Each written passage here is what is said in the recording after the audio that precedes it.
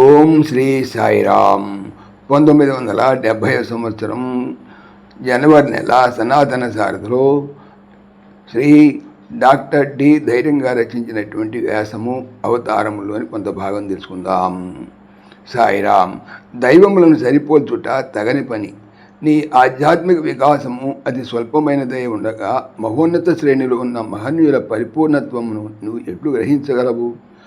ఎట్లు వారి తమ తమ భేదములను పోల్చుకోగలవు అని బాబావారు పలుమార్లు హెచ్చరించినారు. కానీ నాకు మాత్రము వారిలోని సమానాంశములు గమనించుట ముఖ్యావశ్యకముగా ఉన్నది. అట్లు చేయుట సరిపోల్చుట కాదు, వారి స్థాయిని నిర్ణయించుట కాదు. కాథలిక్ కోవకు చెందిన క్రైస్తవ మతస్థునిగా జన్మించినాను. జీసస్ క్రీస్తును పూజించుచు కొలుచుచు పెరిగి పెద్దవాడిని అయినాను. 30వ పనిలో ఉండగా విదేశంలో పర్యటించే సమయంలో అక్కడ మేధావులు, అజ్ఞాతవాదులు అన్ని మతముల వాస్తవముల ఎంచుకొనవలని వాదించువారు. అప్పటికీ జీసస్ భక్తితో పూజించు మార్గమును మాత్రము నేను మార్చుకోలేదు. భారతదేశమునకు తిరిగి వచ్చిన పిమ్మట బాబా వారిని కలుసుకున్నాను. వారి దివ్యత్వము నన్ను ముగ్ధుని చేసినది. ఒక దశాబ్దముగా శ్రీవారి భక్తునిగా ఉన్నాను. ఒకని గుణగణములు, జీవిత ధ్యేయము వాని పూర్వానుభవముల మీద ఆధారపడి ఉంటున్నట్లు సందేహం ఏమాత్రము లేదు. జీసస్ ద్వారా భగవానుని నేను అర్థం చేసుకోగలిగాను. నా నమ్మకమును స్థిరపరచుకున్నటకు, అన్యమతముల మౌలిక ఆశయములను కనుగొనుటకు ఈ 2 దివ్య అవతారములోని పోలికలు నాకు చేయూత ఇచ్చినవి. ఆధ్యాత్మికంగా దిగజారిపోయిన మానవుల మనోవైకల్యమును సరిదిద్దుటకు ప్రస్తుత సమయంలో అవతరించిన పురుషోత్తముని పాద పద్మముల వద్ద ఆ పోలికలే నన్ను చేర్చినవి. క్రైస్తవ దేశం నుండి చాలామంది భక్తులు బాబావారి దరిచేరుతున్నారు. పాశ్చాత్యుల్లో ఇంకా అనేకులు శ్రీవారిని ఆశ్రయించేదరు. వీరందరూ కూడా ఇట్టి పోలికలను తెలుసుకున్నట్లు ఆసక్తిలో నా దృఢ నమ్మకము. మానవులు దేవుని తెలుసుకోలేరు. మతములను గురుటిగా అనుసరించుట పొరపాటు. అన్ని మతములలో మంచి ఎన్నుకొని ఆ మంచిని అనుసరించుట శ్రేయస్కరమని పాశ్చాత్యుల్లో చాలామంది దృఢముగా విశ్వసించున్నారు. వారందరూ నిరాడంబరులు, వివేకవంతులు, ధ్యేయమును పొందవలేను ఆధ్యాత్మిక తృష్టి గలవారు. సహాయం కొరకు ఎవరిని అభ్యర్థించాలో తెలియక ఎదపడుతున్నారు. వారికి యేసుక్రీస్తు యొక్క దివ్యత్వములో దృఢ విశ్వాసము లేకపోలేదు.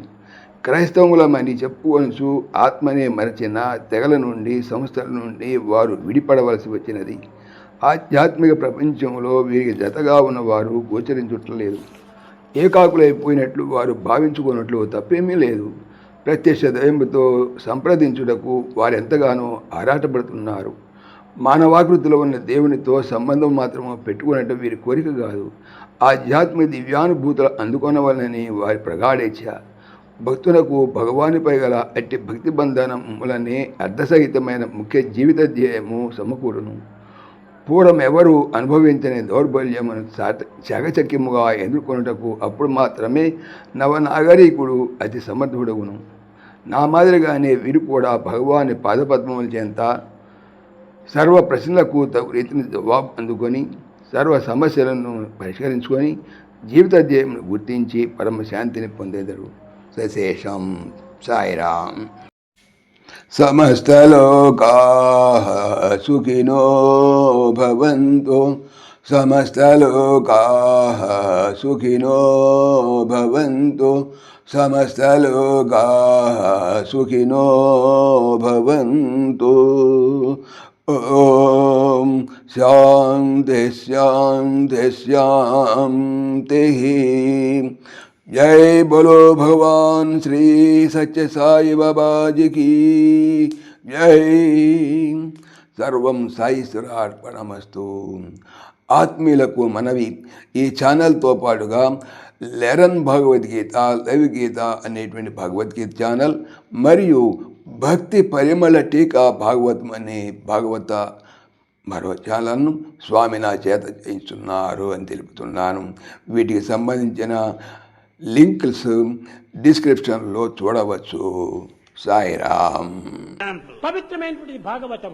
భాగవతం చెప్పేది ఏమిటి? బాగా అవుతాము అని